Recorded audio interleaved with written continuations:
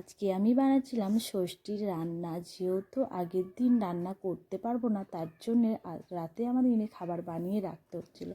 তোমরা যারা ষষ্ঠী করো অবশ্যই জানো যে খাবার রাতে আমাদের এনে বানিয়ে রাখতে হয়। তার জন্য দেখো এদিকে আমাদের আনা হয়েছিল পাঙাশ মাছ, আর এদিকে ভাই ধরে এনেছিল নদী থেকে পাকাল মাছ। তোমরা এই মাছটা আর যদি কিছু নাম জেনে থাকো অবশ্যই একটা কমেন্ট করে যেও। আর মা বাজারে নিয়ে এসেছিল লাল আলু, সাদা আলু, তারপরে মটরশুঁটি, যেগুলো সিজনে লাগে। তোমরা যারা জানো বা ষষ্ঠী করো তারা সব অবশ্যই তোমরা জানবে। যেহেতু আমরা বাটা মশলা খাই, তাই দিদি আমাকে এইদিকে জিরে, আদা, রসুন, পেঁয়াজ সব শিলে পেস্ট করে দিয়েছিল।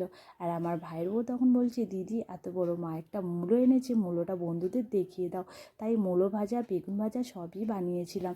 মূলোটাও বন্ধুদের সঙ্গে শেয়ার করে দিলাম।